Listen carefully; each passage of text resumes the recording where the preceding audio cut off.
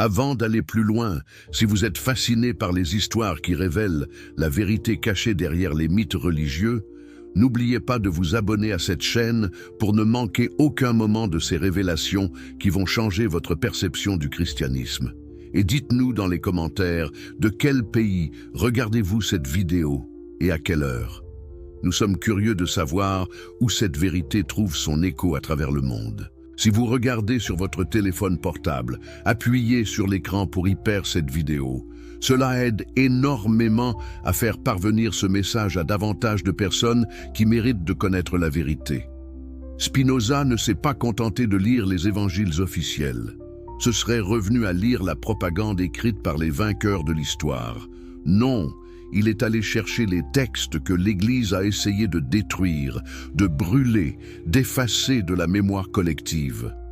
L'Évangile selon Marie, découvert au Caire en 1896, mais écrit au IIe siècle, des décennies après la mort de Jésus. L'Évangile selon Philippe, la Pistis Sophia, le dialogue du Sauveur, tous ces textes gnostiques que les conciles ont rejetés, que les pères de l'Église ont qualifiés d'hérétiques, que les bibliothèques vaticanes ont gardés sous clé pendant des siècles. Pourquoi tant d'efforts pour les cacher? Parce qu'ils racontent une histoire complètement différente, une histoire où les femmes ne sont pas des figurantes, mais des protagonistes. Une histoire où Jésus ne bâtit pas une hiérarchie masculine, mais une communauté égalitaire. Une histoire si dangereuse qu'elle devait être ensevelie sous des siècles de mensonges. La première de ces trois femmes, celle dont le nom a été le plus sali, le plus déformé, le plus trahi par l'histoire, c'est Marie de Magdala. On l'appelle Marie-Madeleine, mais savez-vous vraiment qui elle était? Ce que l'Église vous a enseigné, c'est qu'elle était une prostituée repentie. Une femme de mauvaise vie qui a trouvé le salut en lavant les pieds de Jésus avec ses larmes. Cette image romantique et pathétique de la pécheresse rachetée. Mais d'où vient cette histoire? Pas des évangiles canoniques. Matthieu ne dit jamais qu'elle était prostituée. Marc non plus. Luc mentionne qu'elle a été délivrée de 7 démons. Mais jamais il ne parle de prostitution. Jean la présente comme la première témoin de la résurrection, mais nulle part il ne suggère qu'elle vendait son corps. Alors d'où vient ce mythe de Marie-Madeleine prostituée? Du pape Grégoire Ier, en l'an 591 après Jésus-Christ, 6 siècles après la mort de Jésus. Le pape Grégoire décide, sans aucune base biblique, de fusionner 3 femmes différentes en une seule. Marie de Magdala, Marie de Béthanie, et la pécheresse anonyme de l'évangile de Luc qui verse du parfum sur les pieds de Jésus. 3 femmes distinctes, 3 histoires différentes, arbitrairement combinées en une seule figure. Et surtout, Grégoire déclare que cette Marie composite était une prostituée. Pourquoi? Pourquoi transformer une disciple respectée en femme de mauvaise vie? La réponse est si cynique qu'elle est presque belle dans sa perversité. Spinoza a compris ce que peu de théologiens osent admettre. Si Marie-Madeleine était reconnue pour ce qu'elle était vraiment, une disciple éduquée, fortunée, intellectuellement brillante, spirituellement avancée, et surtout la disciple préférée de Jésus, cela créait un problème insurmontable pour l'Église patriarcale en construction. Comment justifier l'exclusion des femmes du sacerdoce si Jésus lui-même avait choisi une femme comme principale disciple?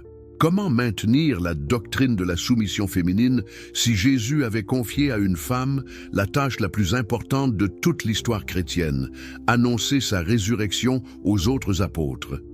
Impossible. Alors, il fallait détruire sa réputation.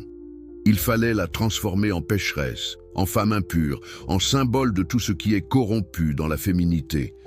Ainsi, même en la réhabilitant par le repentir, on maintenait l'idée essentielle qu'être femme, c'est être intrinsèquement lié au péché. Mais qui était réellement Marie de Magdala avant que l'Église ne la transforme en prostituée imaginaire?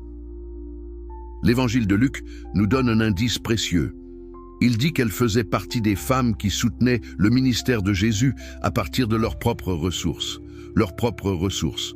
Cela signifie qu'elle était riche.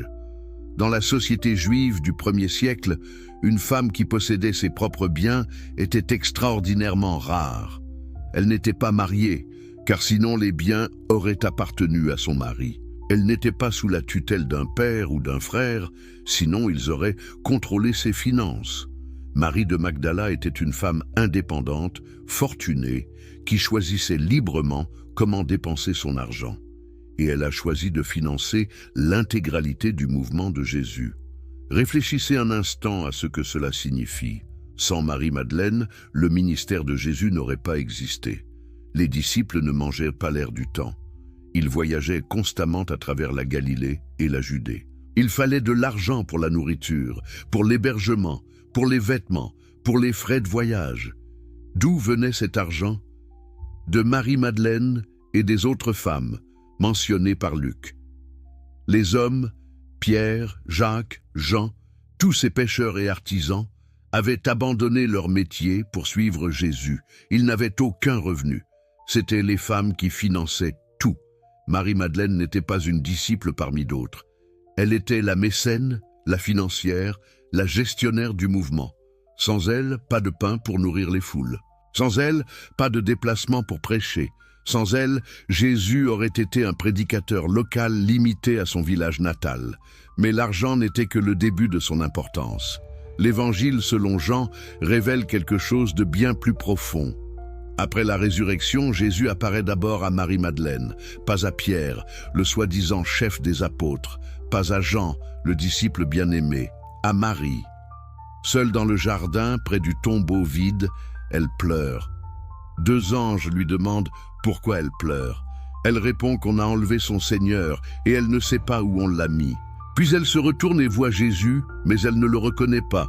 Elle pense que c'est le jardinier. Elle lui demande s'il a enlevé le corps. Et là, Jésus prononce un seul mot, son nom, Marie. Et immédiatement, elle le reconnaît. Elle s'écrie « Rabouni », qui signifie « mon maître » en araméen. Mais Rabouni n'est pas juste Rabbi. C'est un diminutif affectueux, une forme intime. Comme si en français on disait « mon petit maître ». Une nuance d'affection profonde, de familiarité, d'intimité. Spinoza s'est arrêté sur ce détail pendant des années. Pourquoi Jésus ressuscité choisit-il d'apparaître d'abord à Marie? Dans la société juive, le témoignage des femmes n'avait aucune valeur légale. Elles ne pouvaient pas témoigner devant un tribunal. Leurs paroles étaient considérées comme non fiables. Si Jésus voulait que sa résurrection soit crue, il aurait dû apparaître d'abord aux hommes, aux leaders religieux, aux autorités, ou au moins à ses disciples masculins. Mais il choisit Marie, une femme dont le témoignage serait automatiquement rejeté par la société. Est-ce une erreur stratégique, une négligence divine? Non, c'est un acte révolutionnaire intentionnel. Jésus savait exactement ce qu'il faisait. En choisissant Marie comme première témoin, il envoyait un message clair. Les règles de votre société patriarcale ne s'appliquent pas au royaume de Dieu. La valeur d'un témoin ne dépend pas de son genre. La vérité ne devient pas plus vraie quand un homme la prononce. Marie était la plus capable de comprendre, de transmettre, d'annoncer la nouvelle la plus importante de l'histoire chrétienne. Et effectivement, qu'est-ce que Jésus lui dit? « Va trouver mes frères et dis-leur que je monte vers mon Père et votre Père, vers mon Dieu et votre Dieu. » Il en fait l'apôtre des apôtres, l'évangéliste des évangélistes, la première prédicatrice du christianisme. Mais comment les apôtres masculins ont-ils réagi? L'évangile de Luc nous dit qu'ils ont considéré les paroles des femmes comme du délire et qu'ils ne les ont pas crues. Pierre et Jean courent au tombeau pour vérifier par eux-mêmes. Ils ne font pas confiance au témoignage de Marie. L'évangile de Marie, le texte apocryphe que Spinoza a étudié avec tant d'attention, va encore plus loin. Il décrit une scène après la résurrection où Marie raconte aux disciples une vision privée qu'elle a eue de Jésus, un enseignement qu'il lui a donné sur la nature de l'âme et son ascension à travers les sphères spirituelles. André réagit immédiatement avec scepticisme, disant qu'il ne croit pas que le Maître ait parlé ainsi, que ses pensées diffèrent de celles qu'ils ont connues. Et puis Pierre, toujours Pierre, explose avec une misogynie à peine voilée. Est-il possible que le maître se soit entretenu ainsi avec une femme sur des secrets que nous ignorons? Devons-nous tous écouter cette femme? L'a-t-il vraiment choisie et préférée à nous? Vous entendez la jalousie dans ces mots, le ressentiment. Pierre ne peut pas accepter qu'une femme ait reçu un enseignement qu'il n'a pas reçu, que Jésus ait partagé des mystères avec Marie qu'il n'a pas partagé avec lui. Cela blesse son ego masculin, sa croyance en sa supériorité naturelle. Et Marie pleure. Elle demande à Pierre s'il croit qu'elle a inventé cette vision, qu'elle ment à propos de leur maître. C'est Lévi qui prend sa défense. Il reproche à Pierre son tempérament emporté, lui dit qu'il s'acharne contre la femme comme le font leurs adversaires. Si le maître l'a rendue digne, qui es-tu pour la rejeter? Le maître la connaît très bien et l'a aimée plus que nous, plus que nous. Cette phrase a résonné à travers les siècles. Jésus aimait Marie-Madeleine plus que les autres disciples. L'évangile selon Philippe est encore plus explicite. Il décrit Marie comme la compagne de Jésus et dit que le Sauveur l'aimait plus que tous les disciples et qu'il l'embrassait souvent sur la bouche. Les copistes chrétiens ont été si embarrassés par ce passage qu'ils ont intentionnellement endommagé le manuscrit à cet endroit, laissant un trou dans le papyrus. Mais les spécialistes ont pu reconstituer le texte. Jésus embrassait Marie sur la bouche. Les autres disciples étaient offensés. Ils lui demandaient pourquoi il l'aimait plus qu'eux. Et que répondait Jésus selon ce texte? Un aveugle et un voyant sont tous deux dans l'obscurité et ne se distinguent pas l'un de l'autre. Mais quand la lumière vient, alors le voyant verra la lumière et l'aveugle restera dans les ténèbres. Que signifie cette métaphore? Jésus dit que Marie voit ce que les autres disciples ne voient pas. Elle comprend ce qu'ils ne comprennent pas. Elle est le voyant pendant qu'ils sont encore aveugles. Voilà pourquoi il l'aime davantage, pourquoi il partage avec elle des enseignements qu'il ne partage pas avec eux. Ce n'est pas du favoritisme arbitraire, c'est de la reconnaissance du mérite, de la capacité spirituelle, de la compréhension profonde. Marie-Madeleine était la plus brillante des disciples, la plus avancée spirituellement, la plus capable d'intégrer et de transmettre les enseignements les plus profonds. Et c'était insupportable pour les hommes qui l'entouraient. Alors, qu'ont-ils fait une fois que Jésus n'était plus là pour la défendre? Ils l'ont effacée, systématiquement, délibérément, méthodiquement. Les Actes des Apôtres, écrits par Luc, ne mentionnent jamais Marie-Madeleine après la résurrection. Elle disparaît complètement de la narration. Les épîtres de Paul, qui recensent les apparitions de Jésus ressuscité, ne la mentionnent jamais. Paul dit que Jésus est apparu à Céphas, c'est-à-dire Pierre, puis aux 12, puis à plus de 500 frères. Pas un mot sur Marie, comme si la première témoin de la résurrection n'avait jamais existé. Les évangiles apocryphes qui la mentionnent favorablement sont déclarés hérétiques et détruits partout où on les trouve. Seules quelques copies survivent, enterrées dans le désert égyptien, attendant 16 siècles avant d'être redécouvertes. Et pour couronner le tout, 600 ans après sa mort, un pape la transforme en prostituée. Mission accomplie. La femme que Jésus aimait le plus, celle qu'il avait choisie comme première témoin de l'événement le plus important du christianisme, celle qui finançait son ministère et comprenait ses enseignements mieux que quiconque, devient dans la mémoire collective une putain repentie. On lui permet d'exister dans l'histoire chrétienne, mais seulement comme symbole de honte féminine et de rédemption par la soumission. C'est une destruction de réputation si totale, si complète, que même aujourd'hui, 2000 ans plus tard, quand vous dites Marie-Madeleine, la plupart des gens pensent encore prostituée. L'Église catholique a officiellement abandonné cette identification en 1969, mais le mal était fait. Des siècles de peintures, de sculptures, de sermons, de récits la montrant comme une pécheresse sexuelle avaient gravé cette image dans l'inconscient collectif. Spinoza voyait dans cette destruction de Marie-Madeleine non pas un accident de l'histoire, mais une stratégie délibérée. Si on permet à Marie d'être la disciple brillante, financièrement indépendante, spirituellement avancée, préférée de Jésus qu'elle était vraiment, alors toute la structure de l'Église patriarcale s'effondre. Comment justifier que les femmes ne peuvent pas être prêtres si la première prêtre du christianisme était une femme? Comment justifier que les femmes doivent se taire dans les églises si Jésus lui-même a ordonné à une femme d'aller prêcher aux apôtres? Comment justifier la subordination féminine si Jésus traitait les femmes comme des égales intellectuelles et spirituelles? C'est impossible. Donc Marie devait être détruite, et avec elle toutes les autres femmes qui avaient joué des rôles essentiels dans la vie de Jésus. La deuxième de ces trois femmes, c'est Marie, la mère de Jésus. Et là aussi, l'Église a commis une falsification monumentale, mais dans la direction opposée.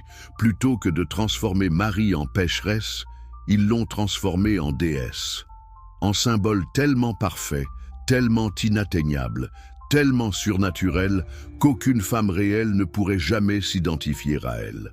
La doctrine de la virginité perpétuelle de Marie est l'un des dogmes les plus absurdes et les plus destructeurs du catholicisme. Elle affirme que Marie est restée vierge avant, pendant et après la naissance de Jésus, qu'elle n'a jamais eu de relation sexuelle avec son mari Joseph, que Jésus est né miraculeusement sans rompre son hymen, et surtout qu'elle n'a jamais eu d'autres enfants. Mais les évangiles contredisent explicitement cette doctrine. Matthieu et Marc mentionnent tous les deux les frères de Jésus, Jacques, José, Simon et Judas, et des sœurs dont les noms ne sont même pas donnés tant elles étaient considérées comme secondaires. Les évangiles disent que les habitants de Nazareth, en voyant Jésus prêcher, s'étonnaient et disaient « N'est-ce pas le fils du charpentier ? Sa mère ne s'appelle-t-elle pas Marie ? Et ses frères Jacques, José, Simon et Judas, et ses sœurs ne sont-elles pas toutes parmi nous? Tous, toutes, pluriel. Jésus avait des frères et des sœurs. Marie a eu d'autres enfants après Jésus. Alors comment l'Église explique-t-elle ces passages? Elle les torture littéralement. Elle dit que le mot grec adelphos, qui signifie frère, peut aussi signifier cousin ou parent éloigné. C'est techniquement vrai dans un sens très large, mais dans le contexte des évangiles, c'est clairement absurde. Si les évangélistes avaient voulu dire cousin, ils auraient utilisé le mot anepsios, qui existe en grec et signifie exactement cela. Ils utilisent adelphos, frère. Et quand ils parlent des sœurs, ils utilisent adelphai, sœur, pas cousine, sœur. La tentative de l'Église de réinterpréter ces mots clairs est une gymnastique mentale désespérée pour protéger un dogme qui n'a aucune base biblique. Pourquoi l'Église a-t-elle créé ce dogme de la virginité perpétuelle? Spinoza a identifié plusieurs raisons, toutes liées au contrôle du corps féminin et à la diabolisation de la sexualité.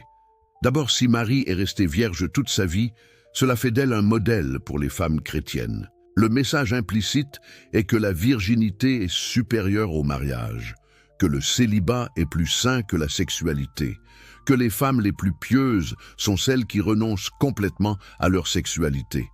Ce message a servi à contrôler les femmes pendant des siècles. Il a créé une dichotomie impossible où les femmes sont soit des vierges pures comme Marie, soit des pécheresses sexuelles comme la fausse Marie-Madeleine. Il n'y a pas de place pour les femmes normales qui ont une sexualité saine et équilibrée. Pourquoi l'Église a-t-elle créé ce dogme de la virginité perpétuelle? Spinoza a identifié plusieurs raisons, toutes liées au contrôle du corps féminin et à la diabolisation de la sexualité. D'abord, si Marie est restée vierge toute sa vie, cela fait d'elle un modèle pour les femmes chrétiennes. Le message implicite est que la virginité est supérieure au mariage, que le célibat est plus saint que la sexualité, que les femmes les plus pieuses sont celles qui renoncent complètement à leur sexualité. Ce message a servi à contrôler les femmes pendant des siècles. Il a créé une dichotomie impossible où les femmes sont soit des vierges pures comme Marie, soit des pécheresses sexuelles comme la fausse Marie-Madeleine. Il n'y a pas de place pour les femmes normales qui ont une sexualité saine et équilibrée. Deuxièmement, la virginité perpétuelle de Marie sert à désexualiser Jésus. Si sa mère n'a jamais eu de rapport sexuel, si son corps n'a jamais été souillé par le désir charnel, alors Jésus vient d'un environnement totalement pur, totalement dépourvu de sexualité. Cela soutient la doctrine selon laquelle Jésus lui-même n'a jamais eu de désir sexuel, n'a jamais été marié, n'a jamais été attiré par qui que ce soit. Il devient une figure asexuée, ni vraiment humaine, ni vraiment divine, suspendue dans un espace de pureté abstraite. Mais est-ce que cela correspond aux évangiles? Absolument pas. Jésus mange avec les pécheurs et les collecteurs d'impôts. Il boit du vin, il touche les lépreux, il laisse une femme laver ses pieds et les sécher avec ses cheveux. Il embrasse Marie-Madeleine sur la bouche. Il est profondément, radicalement, magnifiquement humain. Et sa mère Marie aussi. La vraie Marie, pas l'icône inaccessible créée par l'Église, était une femme courageuse, révolutionnaire, qui a élevé un fils pour défier l'ordre établi. Pensez à ce que cela signifie. Marie était une jeune femme pauvre de Nazareth, un village insignifiant de Galilée. Elle tombe enceinte dans des circonstances qui, quelle que soit l'explication qu'on accepte, étaient socialement scandaleuses. Si on croit à la conception virginale, elle dit à tout le monde qu'elle est enceinte par l'Esprit Saint, ce qui est la pire excuse imaginable. Personne ne la croit. Joseph envisage de la répudier secrètement. Si on ne croit pas à la conception virginale, alors elle est enceinte avant le mariage, ce qui, dans la société juive du 1er siècle, peut être puni de mort par lapidation. D'une manière ou d'une autre, Marie commence sa vie adulte comme une femme marquée par le scandale. Et puis, elle élève Jésus. Elle l'élève non pas pour être un bon juif obéissant qui accepte l'occupation romaine et respecte les autorités religieuses. Elle l'élève pour être un révolutionnaire. D'où Jésus a-t-il appris à questionner les pharisiens? D'où vient sa compassion pour les pauvres et les marginalisés? D'où vient son rejet des hiérarchies sociales et religieuses? De Marie. Les premières années de la vie d'un enfant sont formatrices. C'est la mère qui transmet les valeurs, les croyances, la vision du monde. Marie a délibérément élevé Jésus pour être quelqu'un qui dérangerait, qui remettrait en question, qui transformerait. C'est une forme de maternité radicalement subversive. Et elle le protège quand c'est nécessaire. Quand Hérode ordonne le massacre des innocents, cherchant à tuer l'enfant dont on dit qu'il sera roi des Juifs, qui fuit vers l'Égypte? Marie et Joseph, avec le bébé Jésus. Marie n'hésite pas une seconde. Elle abandonne sa maison, sa famille, tout ce qu'elle connaît, et elle fuit vers un pays étranger pour sauver son fils. Elle reste en Égypte jusqu'à la mort d'Hérode, plusieurs années probablement. Imaginez être une jeune mère réfugiée dans un pays dont vous ne parlez pas la langue, sans réseau de soutien, vivant dans la peur constante d'être découverte. C'est ce que Marie a enduré pour protéger Jésus, mais protéger ne signifie pas étouffer. Quand Jésus commence son ministère public, quand il commence à attirer l'attention hostile des autorités, Marie ne lui dit pas d'arrêter.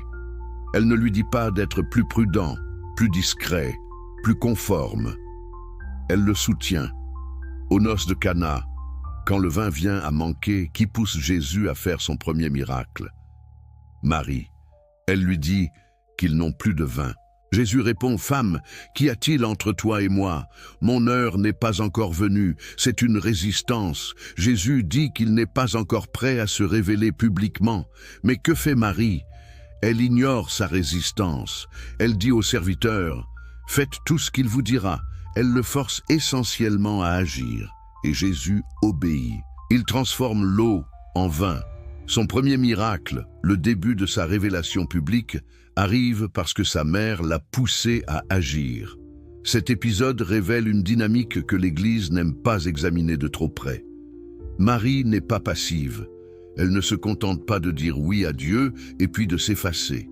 Elle participe activement, elle conseille, elle pousse, elle décide. Elle a de l'autorité sur Jésus.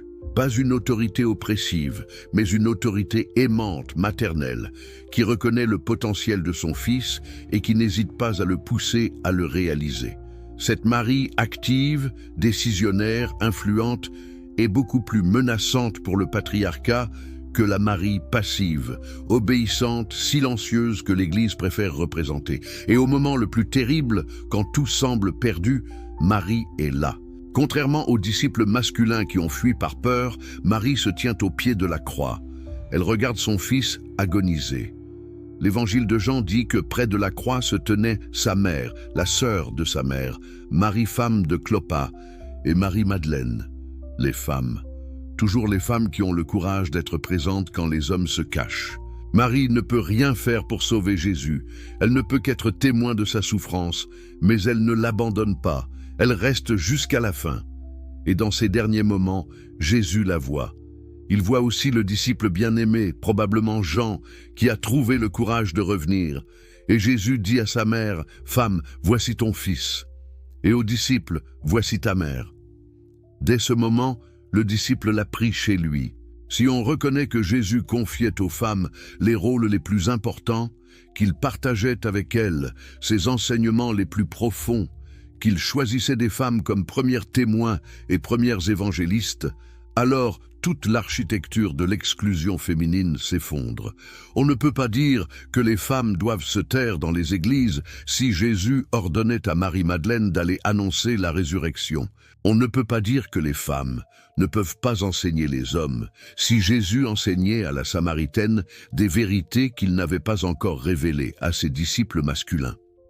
On ne peut pas dire que les femmes sont naturellement moins capables spirituellement si Marie comprenait les mystères que les autres disciples ne comprenaient pas.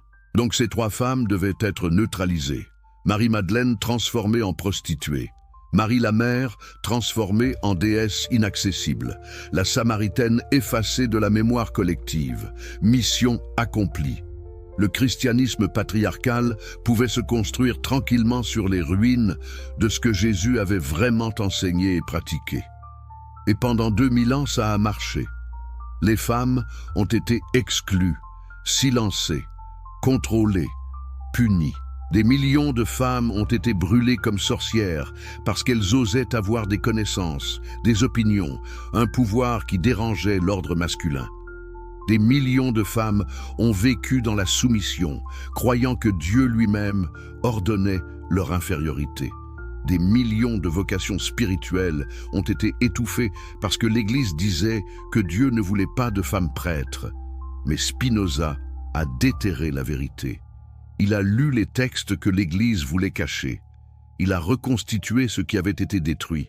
Il a prouvé philosophiquement et historiquement que l'exclusion féminine du christianisme est une trahison du message de Jésus, pas une fidélité à celui-ci.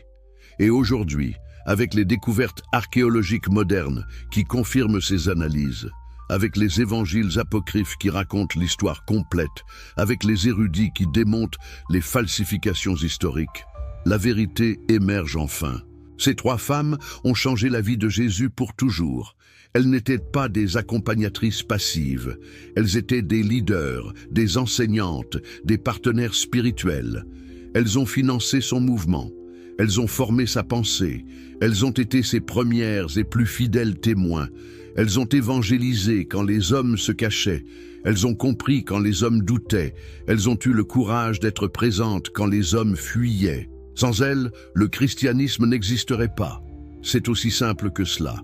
Et il est temps, après 2 millénaires de mensonges, que nous reconnaissions enfin leur véritable rôle et que nous honorions leur mémoire en construisant un christianisme qui reflète réellement l'égalitarisme radical que Jésus pratiquait. Spinoza n'a pas découvert trois femmes par hasard. Il a identifié un schéma, un modèle systématique qui révèle l'intention révolutionnaire de Jésus et la trahison monumentale de l'Église qui s'est construite en son nom. Pourquoi trois femmes spécifiquement? Parce que chacune démolissait un pilier différent du patriarcat religieux de son époque. Et ensemble, elles formaient un triptyque révolutionnaire qui, si l'Église l'avait honoré, aurait créé un christianisme radicalement différent de celui que nous connaissons. Un christianisme égalitaire, un christianisme qui aurait changé le cours de l'histoire des femmes et donc de l'humanité entière. Marie-Madeleine représentait la destruction de la hiérarchie spirituelle masculine. Dans la société juive du 1er siècle, les rabbins enseignaient exclusivement aux hommes.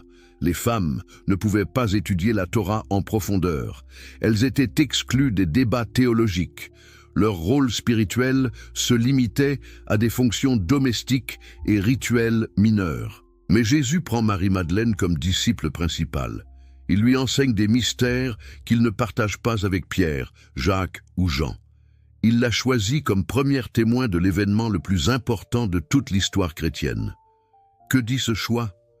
Il dit que la capacité de comprendre les vérités spirituelles n'a rien à voir avec le genre. Il dit que Dieu ne fait pas de distinction entre hommes et femmes quand il s'agit de révéler la vérité. Il dit que l'exclusion des femmes de la vie spirituelle est une construction humaine, pas une volonté divine.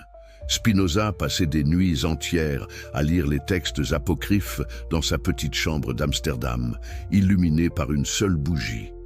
Il comparait les évangiles canoniques avec les textes rejetés par l'Église, et il découvrait des contradictions monumentales.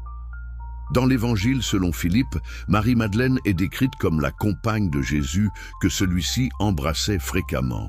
Les autres disciples lui demandaient pourquoi il l'aimait plus qu'eux. Cette jalousie masculine transparaît dans tous les textes apocryphes qui mentionnent Marie.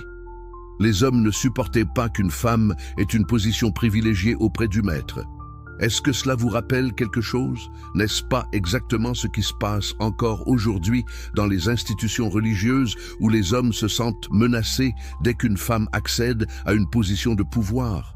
L'évangile selon Marie, découvert au Caire à la fin du 19e siècle, mais écrit au 2e siècle, raconte une scène révélatrice.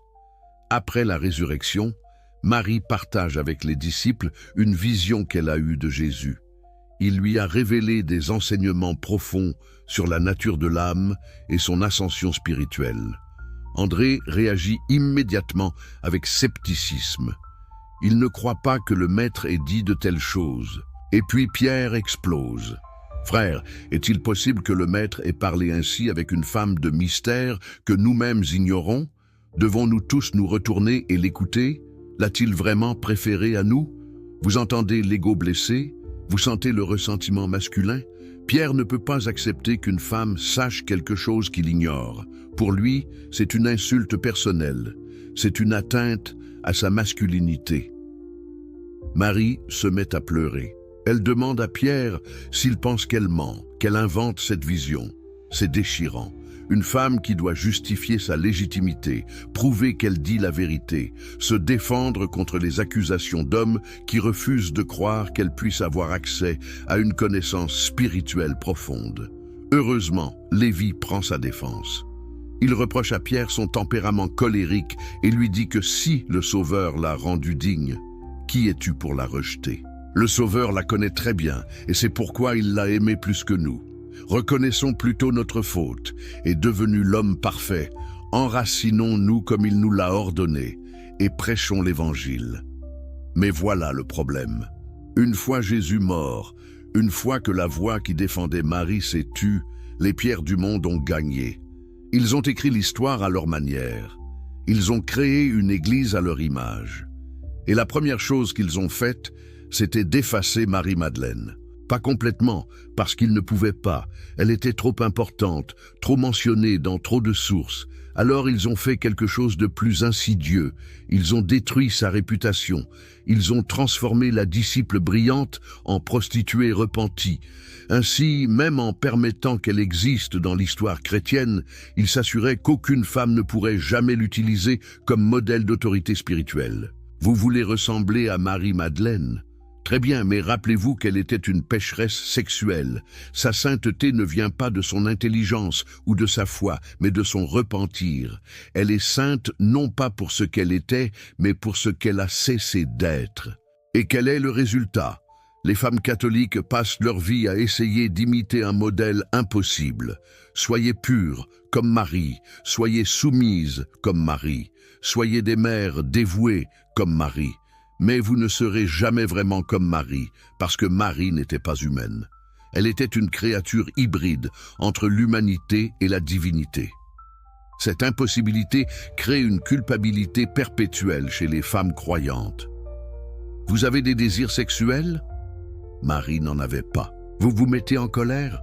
Marie était toujours douce et patiente. Vous doutez parfois de Dieu? Marie avait une foi inébranlable. Vous êtes, en d'autres termes, humaine? Eh bien, c'est exactement là où vous échouez, parce que le modèle qu'on vous a donné n'est pas humain. Spinoza comprenait que cette divinisation de Marie servait le même objectif que la destruction de Marie-Madeleine. Contrôler les femmes, les maintenir dans un état de subordination en créant des modèles féminins impossibles. Si Marie-Madeleine disait aux femmes « Vous êtes pécheresses par nature », Marie leur disait « Vous ne serez jamais assez pures ». Les deux messages aboutissaient au même résultat. Les femmes intériorisaient leur infériorité supposée et acceptaient leur exclusion du pouvoir religieux comme naturelle et justifiée. Et maintenant, la troisième femme de notre triptyque révolutionnaire, celle dont on ne connaît même pas le nom, la Samaritaine.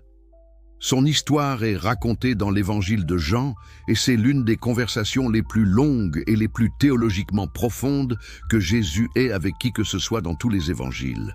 Plus longue que sa conversation avec Nicodème, le docteur de la loi, plus profonde que ses débats avec les pharisiens. Cette femme sans nom reçoit de Jésus un enseignement d'une richesse extraordinaire. Et ce qui rend cela encore plus remarquable, c'est qu'elle brise littéralement tous les tabous sociaux imaginables de son époque. D'abord, elle est samaritaine. Pour comprendre à quel point c'est significatif, il faut comprendre la haine viscérale entre Juifs et Samaritains au 1er siècle. Ce n'était pas une simple rivalité religieuse, c'était une animosité profonde, ancrée dans des siècles d'histoire conflictuelle. Les Samaritains descendaient des Israélites du royaume du Nord, qui, après la conquête assyrienne en 722 avant notre ère, s'étaient mélangés avec d'autres peuples. Pour les Juifs, cela faisait d'eux des traîtres raciaux, des hérétiques, des impurs. Les Samaritains avaient leur propre version de la Torah, leur propre temple sur le mont Garizim, leur propre tradition religieuse. Les Juifs considéraient tout cela comme une aberration, une perversion de la vraie foi. Un Juif pieux ne parlait pas à un Samaritain. Il ne mangeait pas avec lui, il ne buvait pas de son eau. Si possible, il ne traversait même pas la Samarie, préférant faire un long détour par la Pérée pour éviter toute contamination rituelle. Mais Jésus, il voyage délibérément à travers la Samarie.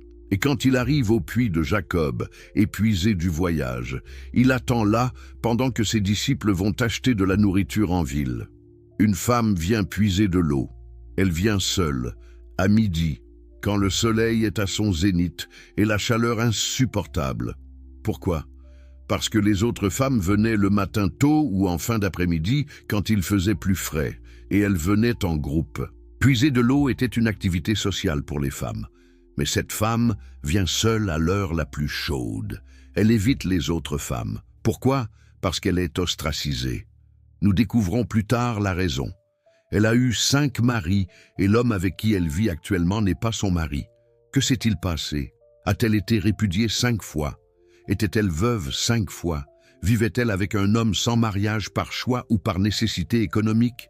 Nous ne savons pas. Mais dans la société patriarcale de l'époque, une femme avec une telle histoire était marquée, exclue, méprisée. Les autres femmes ne voulaient pas être associées à elle. Alors elle venait au puits quand elle savait qu'elle serait seule, même si cela signifiait supporter la chaleur accablante de midi. Et Jésus lui parle.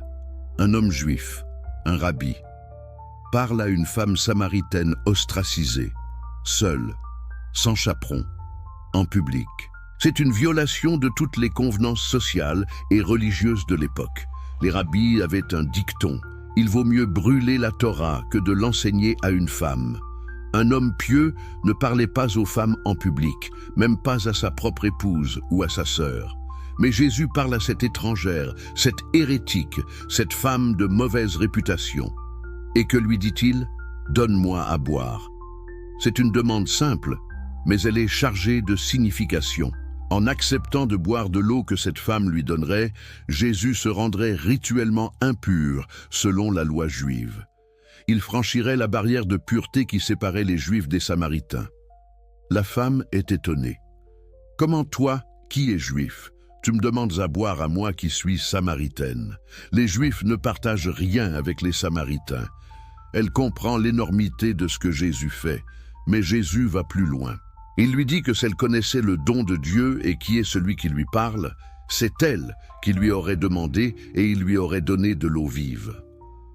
La femme comprend qu'il parle métaphoriquement. Elle engage avec lui intellectuellement. « Seigneur, tu n'as rien pour puiser et le puits est profond. D'où as-tu donc cette eau vive? Es-tu plus grand que notre père Jacob qui nous a donné ce puits? » C'est une question théologique sophistiquée. Elle teste Jésus. Elle veut savoir s'il prétend être supérieur au patriarche Jacob, une revendication extraordinaire. Jésus répond en parlant d'eau qui devient une source jaillissant en vie éternelle. La femme demande cette eau. Et là, Jésus fait quelque chose d'étrange. Il lui dit d'aller chercher son mari et de revenir. Pourquoi? Il teste sa sincérité. Il veut voir si elle sera honnête. La femme dit qu'elle n'a pas de mari. Et Jésus révèle qu'il connaît son passé. Tu as eu 5 maris et celui que tu as maintenant n'est pas ton mari. Tu as dit vrai. La femme reconnaît immédiatement qu'il est un prophète. Mais elle ne s'enfuit pas de honte. Elle ne s'effondre pas en larmes de repentir. Elle va plus profond dans la discussion théologique. « Seigneur, nos pères ont adoré sur cette montagne, et vous dites que le lieu où il faut adorer est à Jérusalem. Qui a raison ? C'est la question qui divise Juifs et Samaritains depuis des siècles, une question de vie ou de mort pour laquelle des gens ont été tués. Et cette femme ose la poser à un rabbi juif, attendant une réponse honnête. Et Jésus donne une réponse qui détruit les deux positions.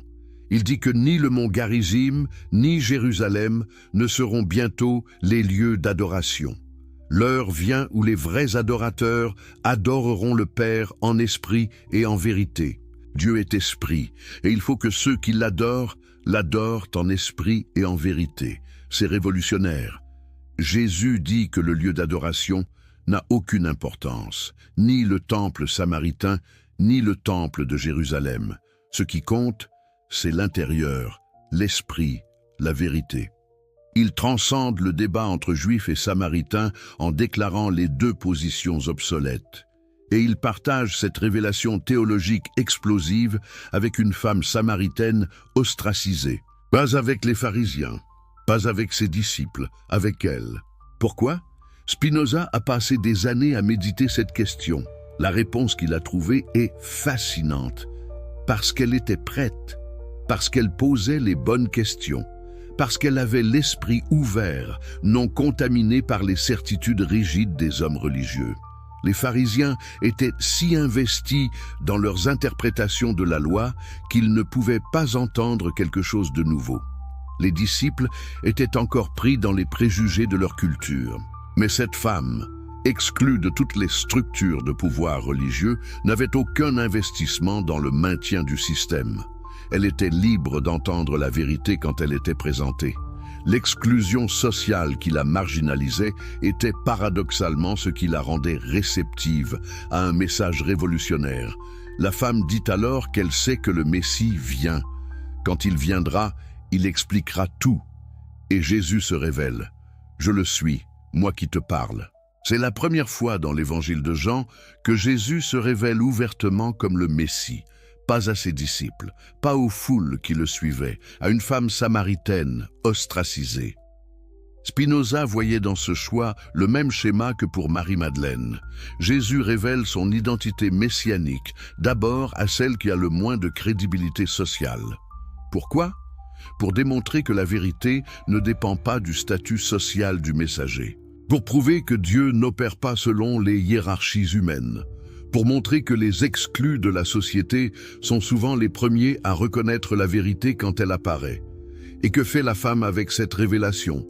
Elle court au village. Elle laisse sa cruche au puits, tellement elle est pressée. Elle dit aux gens « Venez voir un homme qui m'a dit tout ce que j'ai fait. Serait-il le Christ ?» Et les gens viennent. Ils viennent voir Jésus à cause du témoignage de cette femme. L'Évangile dit que beaucoup de Samaritains de cette ville crurent en Jésus à cause de la parole de la femme qui attestait qu'il lui avait dit tout ce qu'elle avait fait. Elle devient la première évangéliste auprès des non-juifs. Avant Pierre, avant Paul, qui sera plus tard appelé l'apôtre des gentils. Cette femme sans nom ouvre le christianisme au-delà des frontières du judaïsme. Les Samaritains demandent à Jésus de rester avec eux. Il reste 2 jours. Et après ces 2 jours, encore plus de gens croient. Ils disent à la femme, « Maintenant ce n'est plus à cause de tes paroles que nous croyons, car nous l'avons entendu nous-mêmes et nous savons qu'il est vraiment le sauveur du monde. » Remarquez cette phrase finale, « Pas le Messie des Juifs, pas un prophète des Samaritains, le sauveur du monde. » L'universalisme du message chrétien, l'idée que le salut est pour tous les peuples sans distinction d'ethnie ou de religion, commence ici, avec le témoignage d'une femme samaritaine. Alors, pourquoi l'Église ne célèbre-t-elle pas cette femme comme la première missionnaire internationale? Pourquoi Paul est-il appelé l'apôtre des gentils quand cette femme a commencé ce travail avant lui? La réponse, vous la connaissez déjà. Parce qu'elle est une femme. Reconnaître son rôle fondateur signifierait admettre que les femmes peuvent être évangélistes, missionnaires, théologiennes, leaders spirituels. Et l'Église patriarcale ne pouvait pas permettre cela.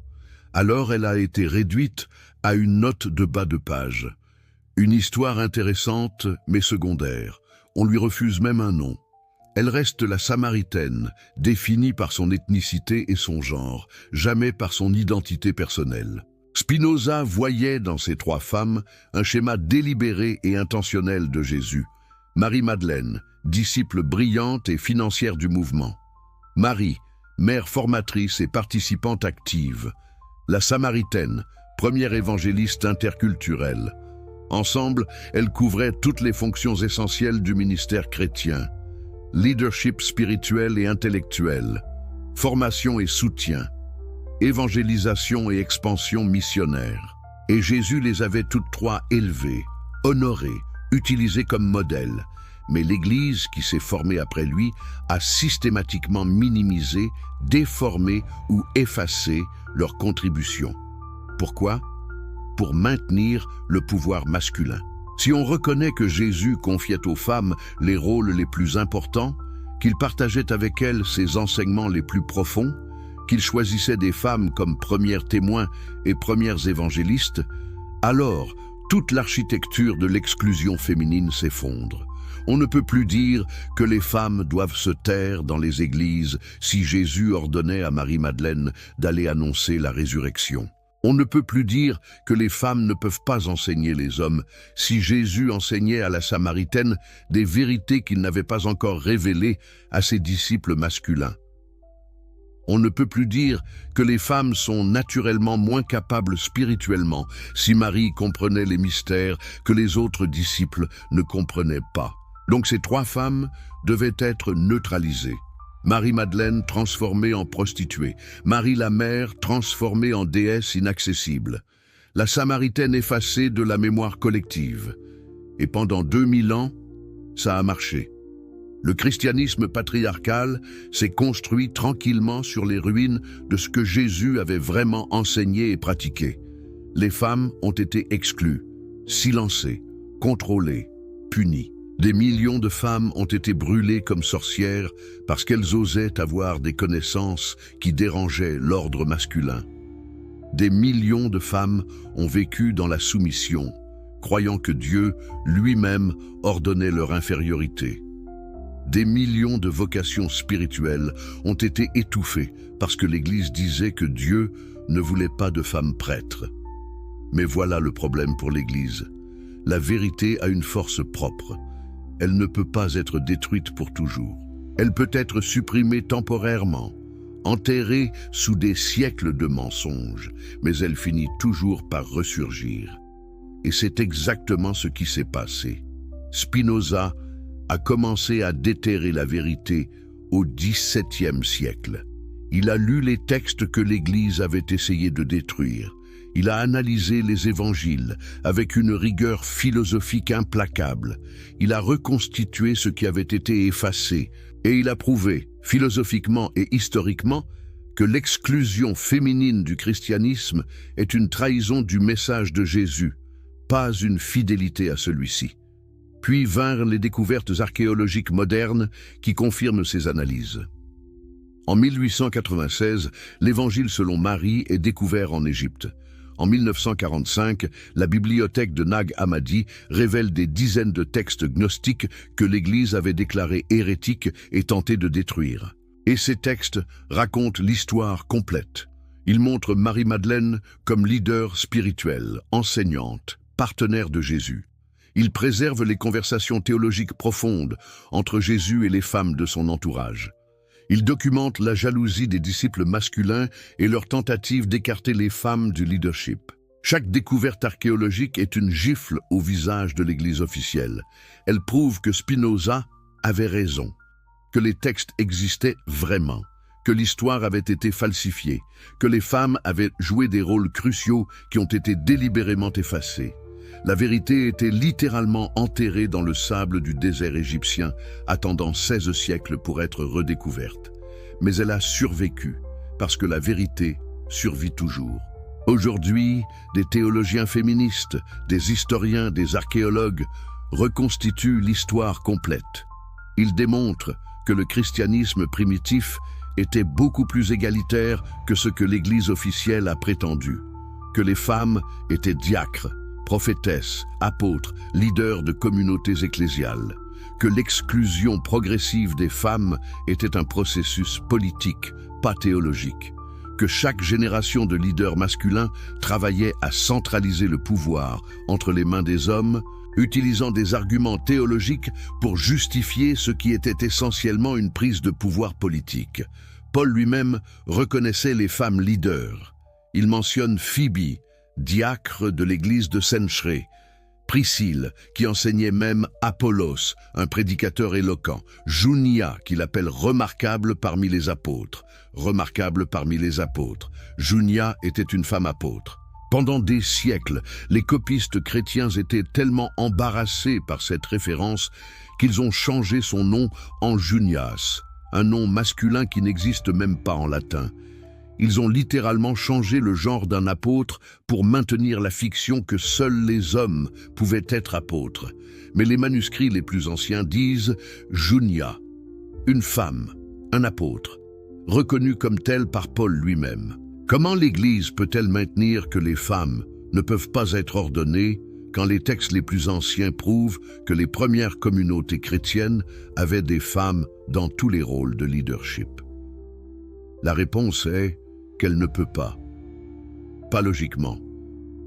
Pas théologiquement. Elle ne peut maintenir cette position que par la force de la tradition et l'inertie institutionnelle. Mais ni la tradition ni l'inertie ne sont des arguments théologiques valides. Les trois femmes de Jésus nous défient aujourd'hui. Elles nous demandent: allez-vous continuer à perpétuer les mensonges qui nous ont silenciés ou allez-vous avoir le courage de récupérer la vérité révolutionnaire que nous représentons? Chaque église qui exclut les femmes trahit Jésus. Chaque théologie qui les minimise contredit les évangiles. Chaque société qui limite le potentiel féminin nie l'exemple de l'homme qu'elle appelle sauveur. Ce n'est pas une exagération. C'est un fait historique et théologique que Spinoza a prouvé il y a plus de 3 siècles et que la recherche moderne confirme chaque jour davantage. Alors que se passe-t-il aujourd'hui avec Marie-Madeleine, Marie la Mère et la Samaritaine? Est-ce que l'Église a finalement reconnu ses erreurs? Est-ce que les femmes ont retrouvé la place que Jésus leur avait donnée? Est-ce que le christianisme est devenu ce qu'il aurait dû être depuis le début? La réponse est complexe, contradictoire, frustrante et pourtant porteuse d'espoir. Commençons par Marie-Madeleine. Le 3 juin 2016, pendant le Jubilé de la Miséricorde, le pape François a signé un décret historique. Un décret qui, d'une certaine manière, vindiquait tout ce que Spinoza avait écrit 3 siècles et demi plus tôt. Le Vatican a élevé la célébration liturgique de Marie-Madeleine du rang de simple mémoire obligatoire au rang de fête. Ce changement peut sembler technique, insignifiant pour ceux qui ne comprennent pas la hiérarchie liturgique catholique, mais c'est énorme. Une fête liturgique est réservée aux saints les plus importants. Les apôtres ont des fêtes. Les martyrs majeurs ont des fêtes. Les fondateurs d'ordres religieux peuvent avoir des fêtes, mais la plupart des saints n'ont que des mémoires. En élevant Marie-Madeleine au rang de fête, l'Église la mettait officiellement au même niveau que les apôtres. Et ce n'est pas tout. Le décret lui donnait explicitement le titre d'apôtre des apôtres, Apostolorum Apostola, un titre qu'elle avait porté dans les premiers siècles du christianisme, mentionné par Hippolyte de Rome au IIIe siècle, par Raban Mort au IXe siècle, par Thomas d'Aquin au XIIIe siècle. Mais pendant des siècles, ce titre avait été oublié, supprimé, effacé de la mémoire collective. Et maintenant, le Vatican le restaurait officiellement. Pourquoi ? Le décret l'explique clairement. L'Église est appelée à réfléchir plus profondément sur la dignité de la femme, sur la nouvelle évangélisation et sur la grandeur du mystère de la miséricorde divine. Marie-Madeleine doit être proposée aux fidèles comme modèle de service des femmes dans l'Église. Spinoza aurait apprécié ce geste, mais il aurait immédiatement posé la question évidente. Si Marie-Madeleine est l'apôtre des apôtres, si elle est modèle pour le service des femmes dans l'Église, si elle a annoncé la résurrection avant Pierre et les autres, alors pourquoi les femmes ne peuvent-elles toujours pas être ordonnées prêtres ? Pourquoi ne peuvent-elles pas être diacres? Pourquoi sont-elles encore exclues de toutes les fonctions de leadership sacramentel dans l'Église catholique? Le Vatican reconnaît Marie-Madeleine comme apôtre, mais refuse aux femmes contemporaines l'ordination apostolique. N'est-ce pas une contradiction monumentale? N'est-ce pas exactement le type d'hypocrisie que Spinoza dénonçait? Le pape François a fait ce geste en 2016. Mais la même année, quand on lui a demandé si les femmes pourraient un jour être ordonnées diacres, il a créé une commission pour étudier la question. Cette commission a travaillé pendant des années. Et quelle a été sa conclusion? Aucune. Ils n'ont pas pu arriver à un consensus. Pourquoi? Parce que l'histoire est claire. Les premiers siècles du christianisme avaient des femmes diacres. Phoebe, mentionnée par Paul, était diakonos, le même mot grec utilisé pour les hommes diacres. Mais reconnaître cela ouvertement signifierait admettre que l'exclusion actuelle des femmes n'est pas basée sur la tradition apostolique, mais sur une décision politique prise par des hommes qui voulaient centraliser le pouvoir. Et que dire de l'ordination sacerdotale des femmes? En 1994, Jean-Paul II a publié la lettre apostolique Ordinatio Sacerdotalis, déclarant que l'Église n'a en aucune manière le pouvoir de conférer l'ordination sacerdotale aux femmes. Ce n'était pas une question ouverte au débat, c'était définitif. Pourquoi? Parce que Jésus a choisi 12 hommes comme apôtres. C'est l'argument principal. Mais attendez, Jésus a choisi 12 juifs comme apôtres. Personne ne dit que seuls les Juifs peuvent être prêtres. Jésus a choisi des hommes qui parlaient araméen. Personne ne dit que seuls ceux qui parlent araméen peuvent être prêtres. Jésus a choisi des pêcheurs et des artisans, pas des aristocrates ou des érudits. Personne ne dit que seuls les travailleurs manuels peuvent être prêtres. Alors, pourquoi le genre devient-il le critère absolu et infranchissable ? Et puis il y a cet argument encore plus absurde que certains théologiens utilisent. Le prêtre doit représenter le Christ. Le Christ était un homme, donc le prêtre doit être un homme. Suivons cette logique jusqu'au bout. Le Christ était juif, donc seuls les juifs devraient être prêtres. Le Christ était célibataire, donc tous les prêtres devraient être célibataires. Ah, mais attendez, l'Église catholique impose déjà le célibat aux prêtres latins. Curieux, n'est-ce pas? Elle impose une caractéristique du Christ, mais ignore toutes les autres. Elle choisit sélectivement quelles caractéristiques de Jésus sont essentielles et lesquelles sont accidentelles. Et par hasard, les caractéristiques choisies comme essentielles sont exactement celles qui maintiennent les hommes au pouvoir. Mais voici ce que l'Église ne peut pas expliquer. Si représenter physiquement le Christ est si important, pourquoi Marie-Madeleine a-t-elle été choisie pour annoncer la résurrection? C'était la mission apostolique par excellence, aller et annoncer. C'est exactement ce que Jésus dit à Marie. « Va trouver mes frères et dis-leur. » Elle reçoit la grande commission avant les hommes. Si Jésus se souciait tellement de qui pouvait représenter son message, Pourquoi a-t-il confié le message le plus important de l'histoire à une femme? L'Église n'a pas de réponse satisfaisante. Et pendant que le Vatican débat en cercle théologique, que font les femmes qui ressentent un appel au sacerdoce? Certaines attendent patiemment, espérant que l'Église changera un jour. D'autres abandonnent complètement et rejoignent des dénominations protestantes qui ordonnent les femmes. Et puis il y a celles qui ont pris une décision radicale. Elles se sont fait ordonner malgré l'interdiction de Rome. En 2002, 7 femmes ont été ordonnées prêtres sur un bateau sur le Danube, par un évêque dont l'identité n'a jamais été révélée, mais qui appartenait à la succession apostolique reconnue. On les appelle les 7 du Danube. Elles ont été immédiatement excommuniées par le Vatican, mais elles ont continué, elles ont créé un mouvement. Aujourd'hui, il y a environ 300 femmes prêtres catholiques dans le monde, dont une vingtaine d'évêques. Elles célèbrent la messe, elles entendent les confessions, elles administrent les sacrements, elles font tout ce qu'un prêtre masculin fait. Le Vatican dit que ces ordinations sont invalides, mais sur quelle base? Les femmes ont été ordonnées par des évêques ayant la succession apostolique valide. Les paroles de l'ordination étaient correctes, les intentions étaient correctes. Tout était canoniquement correct, sauf une chose. Elles sont des femmes. Ces femmes prêtres disent quelque chose de puissant. Elles disent que parfois, pour changer une institution injuste, il faut être prêt à la désobéissance. La transgression devient le seul moteur possible du changement. Marie-Madeleine n'a pas demandé la permission des apôtres masculins pour annoncer la résurrection. Elle l'a simplement fait, même en sachant qu'ils ne la croiraient pas. Ces femmes prêtres suivent son exemple. Elles ne demandent plus la permission. Elles prennent la place que Jésus leur avait donnée il y a 2000 ans et que l'Église leur a volée. Mais revenons à la Marie-Madeleine officielle, celle que le Vatican reconnaît maintenant. Depuis 2016, elle est officiellement l'apôtre des apôtres.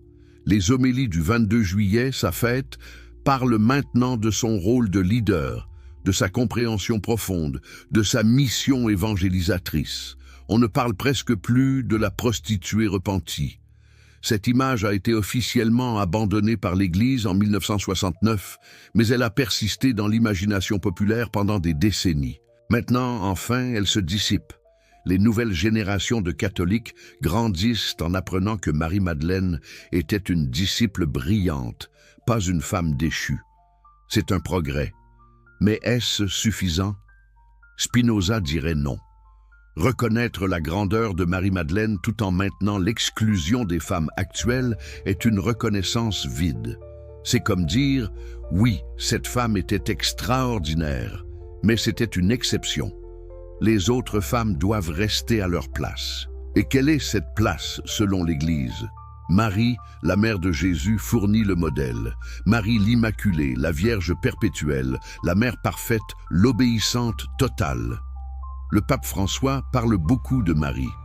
Il la présente comme modèle pour tous les chrétiens, pas seulement pour les femmes. Mais examinons ce modèle de plus près. Qu'est-ce que Marie fait dans la théologie catholique officielle? Elle dit oui à Dieu, elle obéit, elle reste silencieuse, elle souffre avec dignité au pied de la croix. Elle ne prêche pas, elle n'enseigne pas, elle n'exerce pas d'autorité, elle est passive, réceptive, maternelle. C'est le modèle féminin que l'Église continue de promouvoir. Soyez comme Marie, dites oui, obéissez, souffrez en silence, supportez. Mais attendez, est-ce vraiment la Marie des évangiles? N'est-ce pas la Marie que Spinoza dénonçait comme une construction théologique destinée à contrôler les femmes? La vraie Marie, celle des textes bibliques, était bien plus complexe et subversive.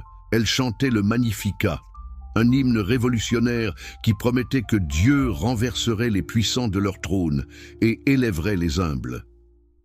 Elle prenait des décisions sans demander la permission à son mari, comme fuir en Égypte ou pousser Jésus à faire son premier miracle à Cana.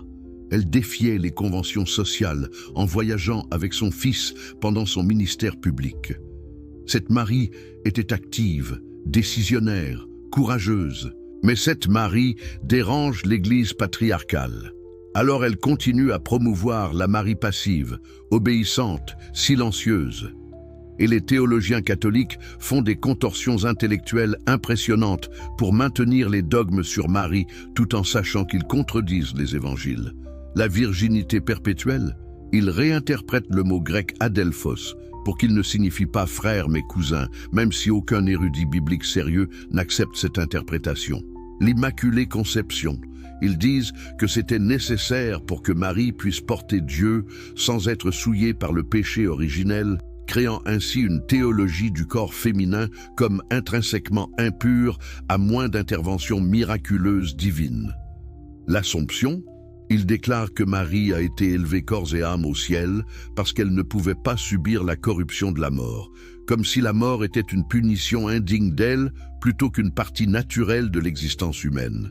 Tous ces dogmes servent un seul objectif: rendre Marie inimitable. Si elle est conçue sans péché, vous ne pouvez pas l'imiter car vous êtes né avec le péché originel.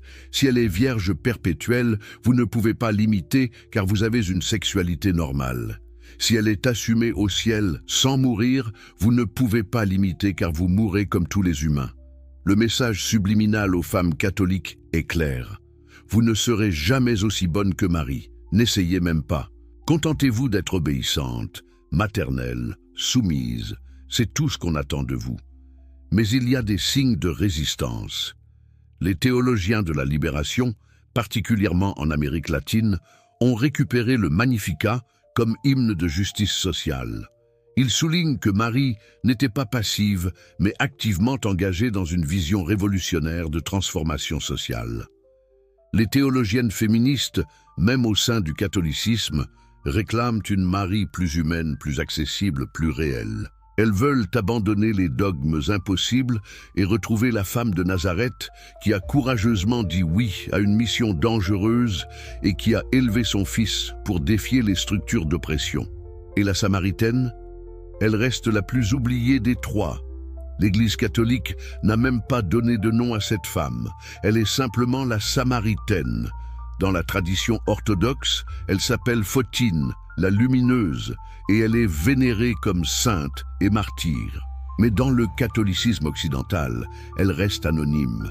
Son histoire est racontée comme exemple de conversion personnelle. Jésus lui révèle ses péchés, elle se repent, elle va annoncer aux autres. Fin de l'histoire. Mais ce n'est pas du tout ce que le texte dit. Relisons l'évangile de Jean sans les lunettes déformantes de la tradition patriarcale. La Samaritaine n'est jamais décrite comme pécheresse. Jésus révèle qu'elle a eu 5 maris et vit actuellement avec un homme qui n'est pas son mari. Mais il ne la condamne pas. Il ne lui dit pas de se repentir. Il ne lui fait pas la morale. Il reconnaît simplement les faits de sa vie. Pourquoi assumons-nous automatiquement qu'elle était moralement coupable? Peut-être a-t-elle été répudiée 5 fois par des maris cruels. Peut-être est-elle veuve 5 fois. Peut-être vit-elle avec un homme par nécessité économique dans une société qui ne permettait pas aux femmes de survivre seules. Nous ne savons pas. Le texte ne dit pas. Mais 2000 ans de préjugés patriarcaux ont automatiquement fait d'elle une femme de mauvaise vie. Et ensuite, l'Église minimise complètement son rôle d'évangélisatrice. Elle devient la première missionnaire auprès des non-juifs. Elle convertit son village entier au point que les gens demandent à Jésus de rester avec eux. Elle ouvre le christianisme au-delà des frontières ethniques et religieuses du judaïsme. C'est énorme, c'est fondateur. Mais Paul reçoit tout le crédit comme apôtre des gentils. Pourquoi? Parce qu'il était un homme, parce qu'il a écrit des lettres qui ont été préservées et canonisées, parce que l'histoire est écrite par ceux qui ont le pouvoir. Et les femmes n'avaient pas le pouvoir d'écrire l'histoire officielle. Aujourd'hui, des érudits bibliques féministes récupèrent l'histoire de la Samaritaine. Ils soulignent la profondeur théologique de sa conversation avec Jésus. Ils notent qu'elle est la seule personne dans l'évangile de Jean à qui Jésus révèle ouvertement son identité messianique avant sa passion. Pas à Nicodème le pharisien, pas à ses propres disciples. À elle, une femme samaritaine ostracisée. Que nous dit cela sur les priorités de Jésus? Que nous dit cela sur qui il considérait capable de comprendre et de transmettre son message? Mais ces découvertes académiques restent largement confinées aux universités et aux séminaires progressistes. Dans la paroisse catholique moyenne, la Samaritaine reste une note de bas de page, une histoire intéressante mais secondaire. On ne construit pas d'église en son honneur. On ne célèbre pas sa fête avec la même ferveur que celle de Pierre ou de Paul. Elle reste dans l'ombre, exactement où l'Église patriarcale veut qu'elle reste.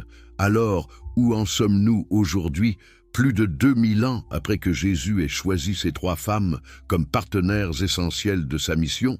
L'Église catholique fait de petits pas symboliques.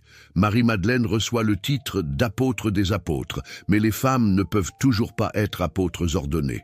Marie est vénérée comme mère de Dieu, mais les vraies mères sont jugées pour avoir utilisé la contraception ou divorcé de maris abusifs. La Samaritaine est reconnue comme évangélisatrice, mais les femmes ne peuvent pas prêcher pendant la messe. Et pendant que l'Église institutionnelle fait ses baby steps pathétiques, que font les femmes catholiques ordinaires? Beaucoup partent. Les statistiques sont claires.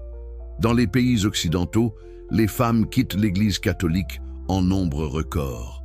Elles en ont assez d'être traitées comme des citoyennes de seconde classe dans une institution qui prétend suivre un homme qui traitait les femmes comme des égales. Elles en ont assez d'entendre que Marie-Madeleine était une grande disciple, mais qu'elles ne peuvent pas être prêtres. Elles en ont assez qu'on leur dise que leur vocation, si elles en ont une, se limite à être religieuses obéissantes sous l'autorité de prêtres masculins. D'autres restent et luttent de l'intérieur. Elles deviennent théologiennes et écrivent des livres qui démontent les arguments contre l'ordination des femmes. Elles deviennent directrices de paroisse, un rôle laïque qui leur permet d'exercer un leadership pratique même sans ordination. Elles deviennent aumônières, enseignantes de théologie, directrices spirituelles. Elles trouvent tous les espaces non ordonnés où elles peuvent servir et elles les remplissent de leur présence et de leurs compétences. Et elles attendent que l'Église finisse par admettre l'évidence, que l'exclusion des femmes n'a aucune base théologique solide. Qu'elle est basée sur la tradition et que la tradition peut changer, qu'elle a changé sur tant d'autres questions au cours des siècles. Pourquoi pas sur celle-ci? Spinoza nous dirait que ces femmes ne devraient pas attendre. Il nous dirait que les institutions ne changent jamais volontairement. Le pouvoir ne se partage jamais de lui-même. Il doit être arraché, revendiqué, pris. Les femmes prêtres qui se font ordonner malgré l'interdiction de Rome comprennent cela. Elles incarnent l'esprit de Marie-Madeleine qui n'a pas attendu que Pierre et les autres lui donnent la permission d'annoncer la résurrection. Elle l'a simplement annoncée. Et c'est exactement ce que Jésus lui avait dit de faire. Mais les 3 femmes de Jésus ne nous enseignent pas seulement sur les structures ecclésiastiques et l'ordination. Elles nous enseignent des leçons de vie qui transcendent ces débats institutionnels. Des leçons sur le courage, sur la persévérance, sur la foi authentique, sur la façon de vivre une vie qui a du sens dans un monde qui essaie constamment de nous réduire, de nous définir, de nous limiter.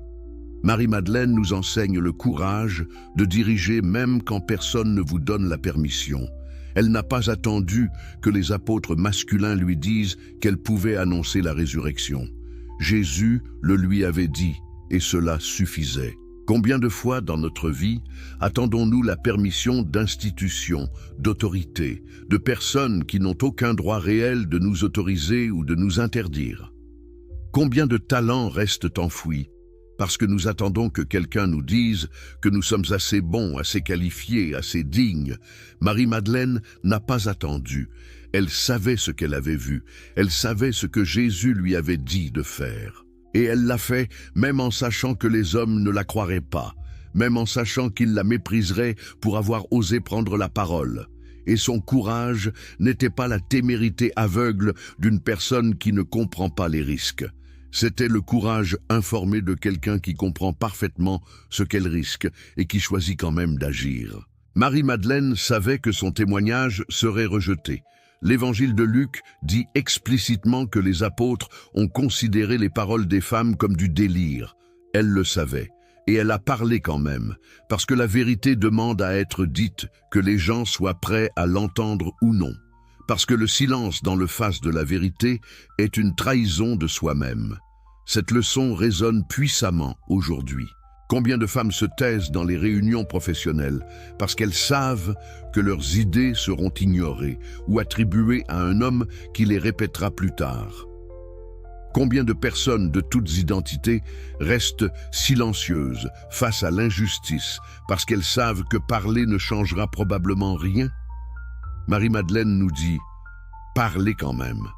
Témoignez de votre vérité, même si personne ne semble écouter. Parce que vous n'êtes pas responsable de la réaction des autres à votre vérité. Vous êtes seulement responsable de dire votre vérité. Le reste appartient à Dieu, au destin, à l'univers, peu importe comment vous voulez l'appeler. » Et puis il y a la leçon de la persévérance de Marie-Madeleine. Elle n'a pas annoncé la résurrection une fois, puis abandonné quand les apôtres ne l'ont pas cru.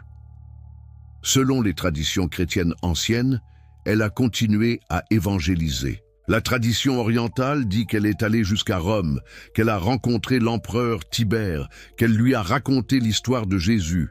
La tradition occidentale dit qu'elle a voyagé en Gaule, dans le sud de la France, et y a établi les premières communautés chrétiennes.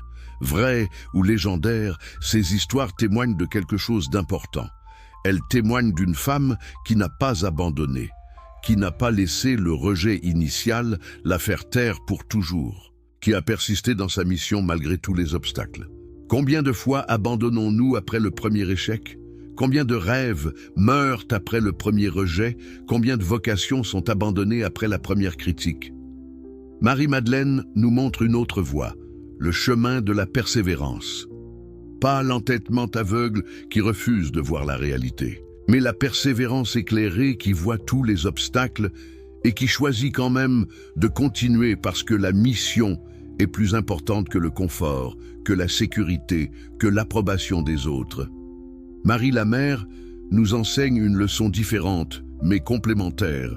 Elle nous enseigne la force dans la vulnérabilité. Marie a accepté une grossesse qui la mettait en danger mortel. Elle a accepté d'élever un enfant dont elle savait qu'il serait spécial, différent, peut-être destiné à quelque chose de grand et donc de dangereux. Elle a accepté de rester au pied de la croix et de regarder son fils mourir de la manière la plus horrible imaginable. Rien de tout cela ne venait de la faiblesse, tout venait d'une force immense. Mais c'était une force qui reconnaissait la vulnérabilité. Marie ne prétendait pas être invincible. L'évangile de Luc dit que Siméon lui a prophétisé qu'une épée transpercerait son âme. Elle savait que le chemin serait douloureux. Elle l'a accepté quand même. C'est une forme de courage que notre culture hypermasculine a du mal à reconnaître. Nous célébrons le courage qui nie la douleur, qui prétend ne rien ressentir, qui avance stoïquement sans jamais montrer de faiblesse. Mais Marie nous montre un courage différent, le courage qui reconnaît la douleur, qui la ressent pleinement et qui choisit quand même d'avancer, pas malgré la douleur, mais avec elle. Cette leçon est cruciale pour notre époque de burn-out généralisé. Combien de personnes s'effondrent parce qu'elles essaient d'être invulnérables, parce qu'elles refusent de reconnaître leurs limites, leurs blessures, leur épuisement? Marie nous montre que la vraie force ne nie pas la vulnérabilité. La vraie force embrasse la vulnérabilité et trouve la manière d'avancer malgré elle, ou plutôt avec elle. Les mères qui élèvent des enfants seuls tout en travaillant à plein temps ne prétendent pas que c'est facile. Elles reconnaissent que c'est épuisant, écrasant parfois, mais elles le font quand même. Les personnes qui prennent soin de parents malades tout en gérant leur propre vie ne prétendent pas que ça ne leur coûte rien. Elles savent le prix qu'elles paient, mais elles le paient quand même parce que l'amour le demande. Et Marie nous enseigne aussi l'art de former des révolutionnaires. Elle n'a pas élevé Jésus pour être un bon garçon obéissant. Elle l'a élevé pour questionner, pour défier, pour imaginer un monde différent. C'est une forme de maternité radicale que notre société ne reconnaît pas assez. Nous parlons beaucoup de protéger les enfants. Mais Marie nous montre qu'il y a quelque chose de plus important que de les protéger. C'est de les préparer à faire face à l'injustice, Les préparer à avoir le courage de leurs convictions. Les préparer à ne pas accepter le monde tel qu'il est, mais à imaginer le monde tel qu'il pourrait être. Combien de parents aujourd'hui enseignent à leurs enfants à être conformes, à ne pas faire de vagues, à jouer la sécurité? C'est compréhensible. Nous voulons que nos enfants soient en sécurité, acceptés, qui réussissent dans le monde tel qu'il est. Mais Marie nous montre une autre voie. Elle nous montre que parfois, le plus grand cadeau que vous pouvez donner à un enfant n'est pas la sécurité, mais le courage. Pas le conformisme, mais la conviction. Pas la capacité de s'adapter au monde, mais la vision pour le transformer. Et la Samaritaine, notre troisième enseignante. Elle nous donne peut-être la leçon la plus puissante de toutes. Elle nous enseigne qu'il n'est jamais trop tard pour recommencer, que votre passé ne définit pas votre avenir, que peu importe combien de fois vous avez échoué, combien de fois vous avez été rejeté, combien de fois vous avez été brisé, vous pouvez encore devenir quelque chose de nouveau.